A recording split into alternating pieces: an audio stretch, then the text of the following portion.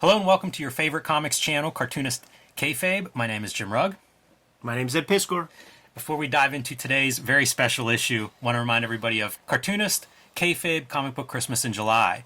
This is the second year in a row that we are doing this. We ask our audience the last Saturday in July, take some of your best comics, your doubles, your comps if you're a creator, and put them in your little local lending library. We did this last year. We invited all of our audience to do the same. They shared pictures. Ed, there must have been 1,000 pictures that came into social media of those little lending libraries with comics sticking through that window. I want to see twice that many this year, maybe 10 times that many. But we know people go to those little local lending libraries that like to read. Let's give them some comics to read this year. So the last Saturday in July, join us, and let's try to grow some new comic book readers. We also invite everybody to join us on Cartoonist Kayfabe Patreon. We have 3 different levels there that will give you access to our videos early, and at the King Kayfaber level, you get all the videos first, and you get to sit in on the recording session.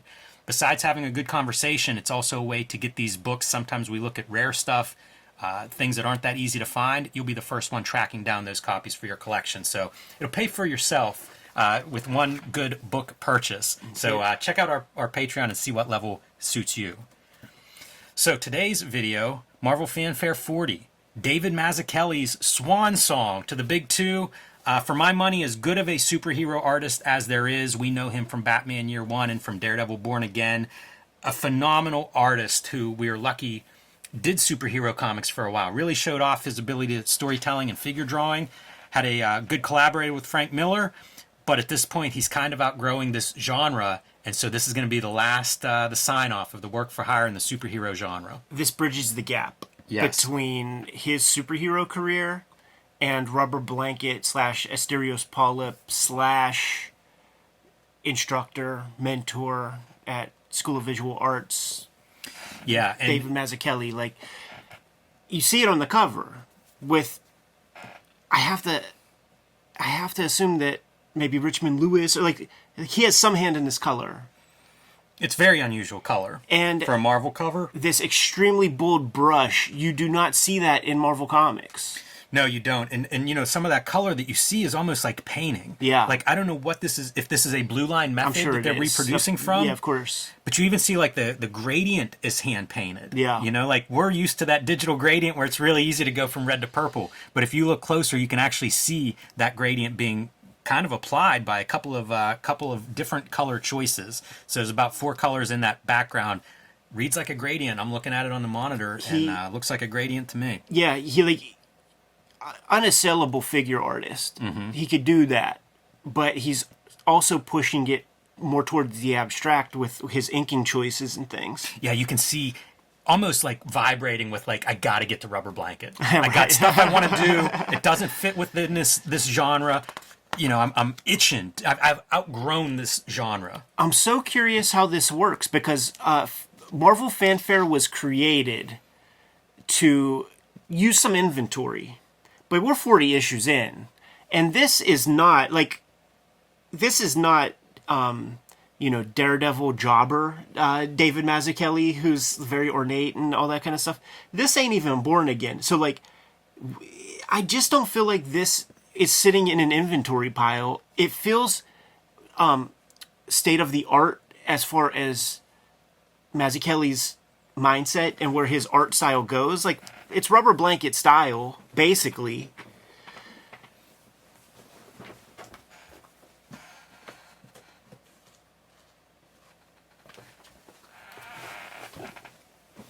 So this is 1988. This is his swan song, but this is an idea of what else 1988 comics look like. This is even, I believe, the same month, October 1988. Wow. Rob Liefeld showing up at DC Comics, McFarlane showing up on Spider-Man, and David Mazzucchelli's bowing out of Marvel and DC. Pretty good year. I mean, that's a lot of some big movers and shakers there. Crazy to think because like the style, like when we see the Rubber Blanket is in the 90s, it's years later. You know what, man? Batman Year One pays some bills. Yes, for it years does. And years Yeah, I and think years it does. years. They start collecting that thing, and he realizes maybe he can do whatever work he wants to do. Ann Noceni is his writer, and they're just listed as by Ann Noceni and David Mazzucchelli, so he may have some input on story and stuff. I mention it because Ann Nocenti, longtime editor and, of course, Daredevil writer, I like her writing a lot, and I wonder if that's a situation of, like, he was looking at some of her work and thinking, like, okay, she had a different voice, and so who knows how that comes about. She was, as an editor, probably trying to get Mazzucchelli, hey, come back, we'll do whatever story you want to do. And that's ends how up it being reads. a story with her. That's how it reads, because this is a biblical story. This is a story of a falling angel. It just so happens that there is a Marvel character called Angel, but this has nothing to do with Marvel Comics anything. Look, that is a rubber blanket fucking composition, dude. It is, and you know what else it is? Stray Bullets composition. It is. I feel like David Lapham has read this issue. Totally. Yeah, this is barely a superhero story in a lot of ways, but as you say, the rubber blanket stuff, it's definitely there. The way he builds that lady. Oh, the character design for sure, even the setting, it just all feels weirdly not Marvel Comics. You know what's part of the David Lapham part of it? Is using brush for background stuff, which you never saw anybody do in like the job realm. It's always straight edges, tech pens, and maybe a dip pen or something. But those guys will use a brush on things. You know, this is a brush line, very lively. Bruce Timm will do that. Bruce Timm uses this exact kind of like looking down at the ceiling fan composition in his Batman Black and White story. It could almost be Harvey Kurtzman with this fan in the foreground with the gigantic, thick brush lines. First thing that came to mind looking at this guy is a Harvey Kurtzman inking sensibility. It's really interesting to see Mazzucchelli like kind of at the top of his Marvel DC game at this issue, and just like the tools that he has at his disposal, using these silhouettes, just all of it. It feels like just really masterful cartooning, like some of the stuff that kind of reads as a quick drawing, but reads super fast. You look, it's not blue line, it's gray line. That's the color, because you could see it off register right there. This was a magical comic for me. I discovered it at a Heroes Con that we went to. I had no idea this existed.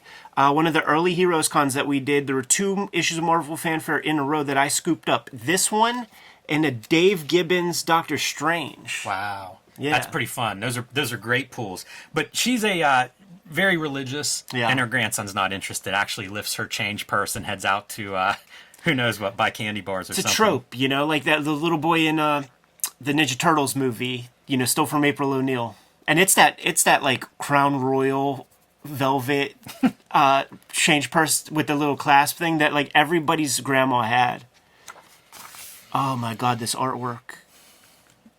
It's so atypical. I love it. I want it in black and white so bad. It's really built to work so great in black and white. The color, no problem, really. It's just I want to indulge in that line art. It makes me wonder if this is done super fast. We know his working method is often to produce drafts. Yeah. And it makes me wonder, like, was he going straight to ink on this, or is this something that's built up and then that final drawing layer is put on relatively quickly? I think it's that because it reeks of Kurtzman. Kurtzman is a draft guy. And I think these are such considered compositions. Some of the layouts even Kurtzman it has, is. If you go like 9-panel grids and stuff. If you go back one, like the exact, like this beat is a Kurtzman beat. This beat is a Kurtzman beat. This video is brought to you by the Cartoonist Kayfabe Patreon. 3 levels of access to our videos early. And at the King Kayfaber level, you actually get access to all of our videos early and the recording session. So you'll be the first in line to beat the Kayfabe effect. When you see a book that you want to add to your collection, you'll get it before the Kayfabe effect sends it through the roof or makes it hard to find. These videos are also brought to you by the books that we make. You see our bibliography in front of you. We've got some new books on their way or recent additions to our publications. So Street Angel, Princess of Poverty will be out later this year from Image Comics. This collects all my Street Angel comics that are not in Street Angel Deadliest Girl Alive, which is also available from Image. You can see Hulk Grand Design and the Plain Janes as well. And my latest comic, True Crime Funny, is available directly from my website or on my Patreon. Ed's got some big books coming out later this year, starting with the Hip Hop Family Tree Omnibus. Notice that beautiful gold foil cover. This is going to collect all of the Hip Hop Family Tree comics as well as 140 extra pages and will be out this fall in time for the holiday season. But it has been sent to print, so you're going to want to reserve your copy ASAP to make sure that you get one this holiday season for you or the hip-hop fan in your life. X-Men Grand Design is being collected, all 3 of the X-Men Grand Design volumes in one easy-to-read copy. So pick that one up. Again, pre-order it now. It'll be ready for Christmas this year. And Red Room Crypto Killers, the third season of Red Room. First 2 issues have been released already. There are 2 more coming soon. And there are 2 trade paperbacks collecting the first 2 volumes. These are all self-contained, so whatever Red Room you find, that's the perfect place to start reading. And now back to our video.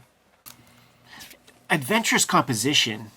Like, why does that matter at all? Why? It'll play, because, like, you know, it's a subject right there. But it's like, you know, leaving set 1 to go to set B. Yeah, and hard to not recognize, like, religious motifs coming throughout this thing. Yeah, absolutely. Yeah, Innocenti's, cause she's at a different level, you know, like, as far as, like, that kind of comics go, she might have been the top Marvel writer after when Frank Miller left. Wild 2 pages here, like, from drawing to coloring, and it makes me wonder, does he have some input on the colorist? He absolutely must. And dude, this is an indie comic. They got an indie comic into Marvel, dude. I love this too, is she's like looking in the mirror at the roadmap of wrinkles on her face, and you know, and remembering her younger days. And this car is beautifully drawn. Yeah, yeah, all of it. Like this is a well-referenced garage. Yeah, in an old school garage.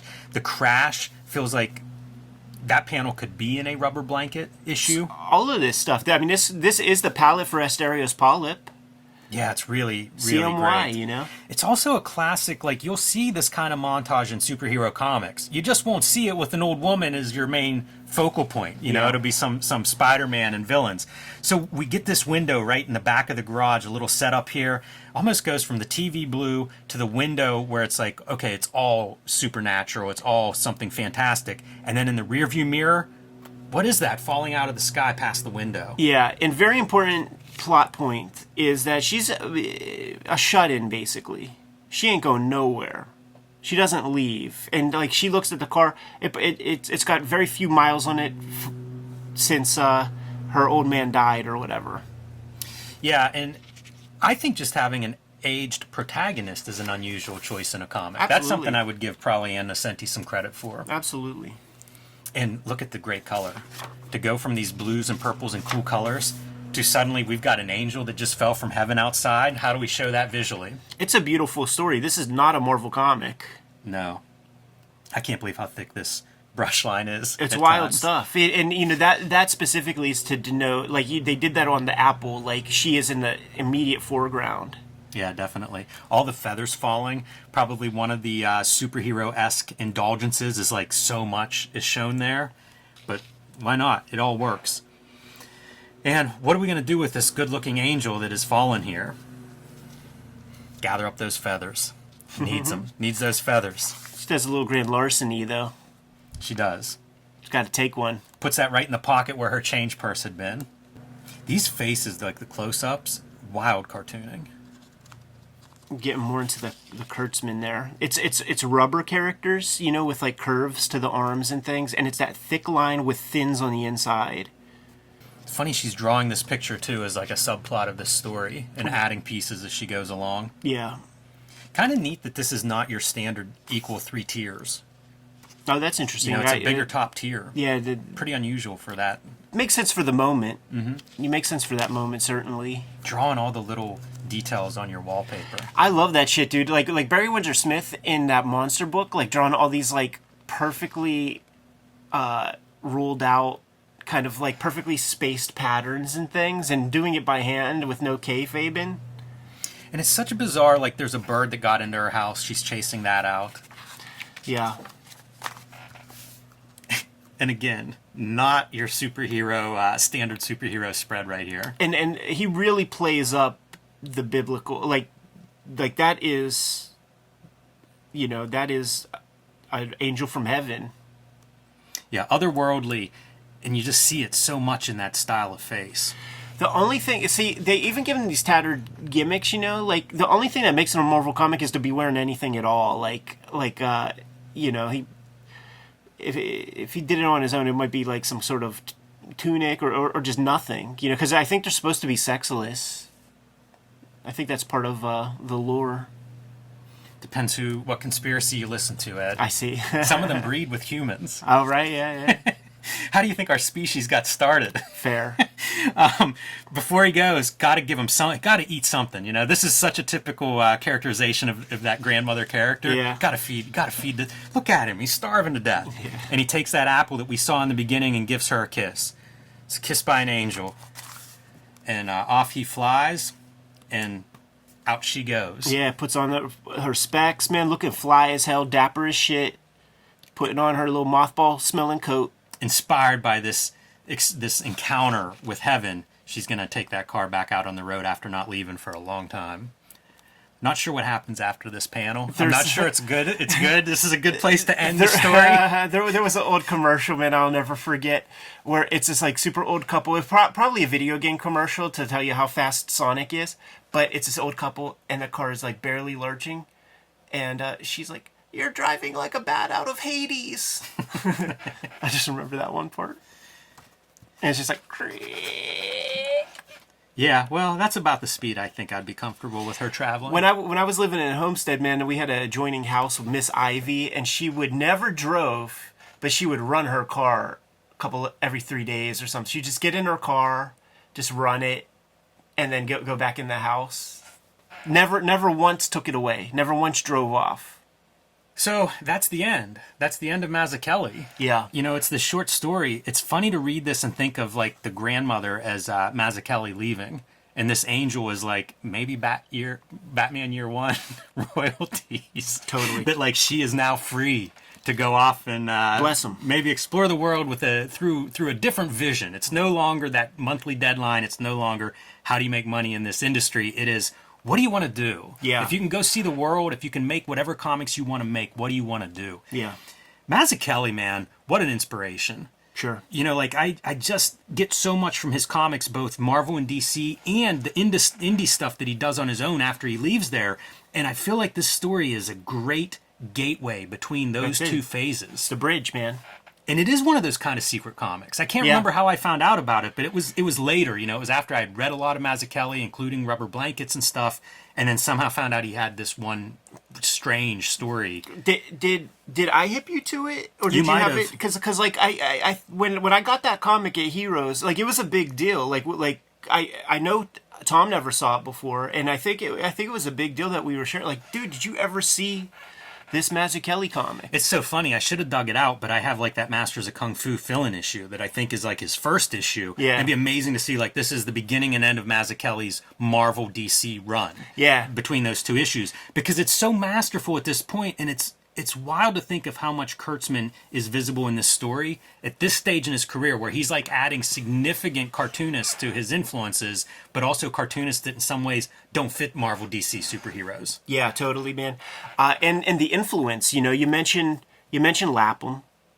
I think Darwin Cook goes this direction, you know, with this kind of inking and stuff like that. Like Cook is like a mixture of this and Bruce Timm. I think there's an entire school that comes out of Batman Year One. Like there's a whole class of cartoonists that work in that style. And to me, that is the continuation of Toth. Right. You know, like to me, so much of Toth comes through Batman Year One and Sure. Mazzucchelli. So it's neat to see his different influences. You know, like he's done his homework. Yeah. Cool book.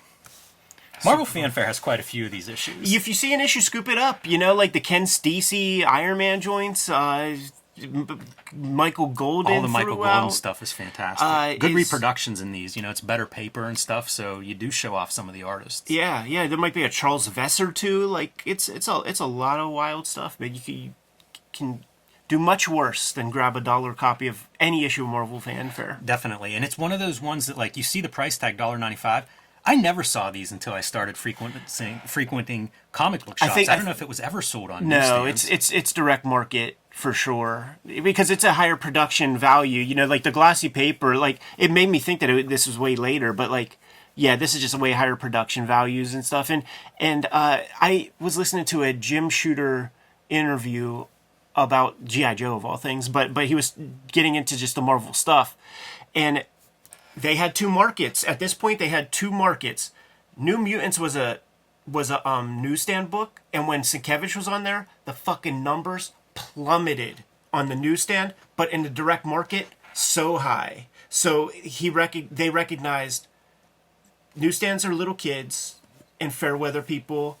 It turns out that the direct market people have good taste. Older.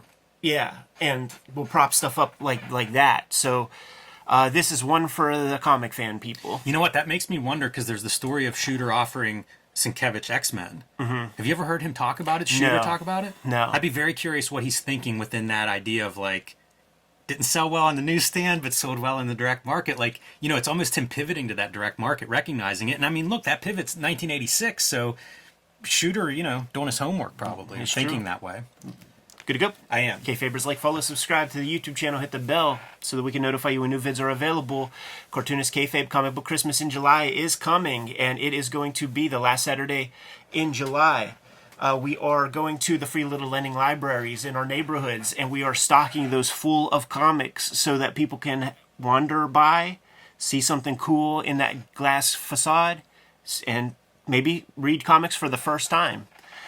This is an effort that we put together last year. More than 1,000 people participated last year.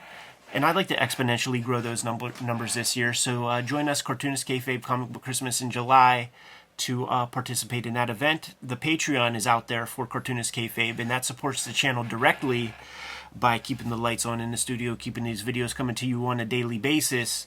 The King Kayfabers on our Patreon are hanging out with us in the chat room right now as we live stream record this. And the kayfabe effect is mitigated with the King Kayfabers, because a comic like this Marvel Fanfare, you have to imagine that there might be tens of those up on eBay right now.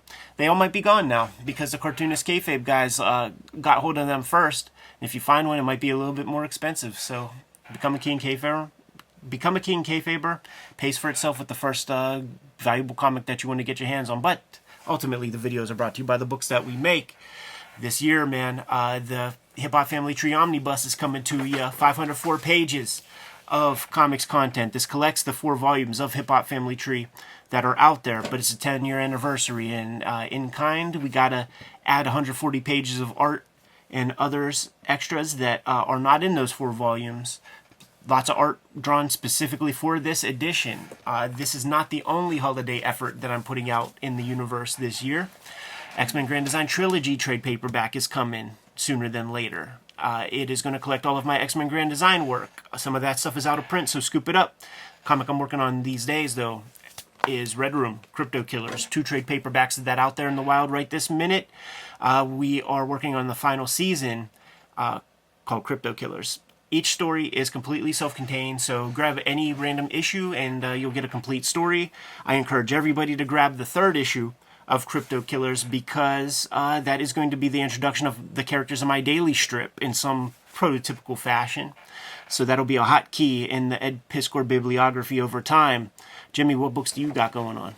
My next release from Image Comics, Street Angel, Princess of Poverty, will be coming out later this year. You can pre-order that one now. It collects all of my Street Angel comics that are not in Deadliest Girl Alive. Image just released a new edition of Deadliest Girl Alive, so pick that one up if you haven't already, and you will have all of the Street Angel comics between those 2 books. You can also pick up Hulk Grand Design and the Plain Janes, and my latest self-published comic, True Crime Funny, is available through my website or on my Patreon, patreon.com/JimRugg.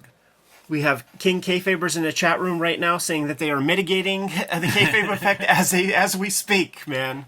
This is not the only way to support the Cartoonist Kayfabe channel, though. Jimmy, let the people know the other ways. Subscribe to the Cartoonist Kayfabe newsletter at the links below this video. You can also find Cartoonist Kayfabe t-shirts, merchandise, hats, mugs, stickers, and more at our spread shop, including our latest design featuring the wrestling mask Cartoonist Kayfabe design. That's been selling well, so thank you all for that. All good ways to support the channel. Give them those marching orders and we'll be on our way. Read more comics.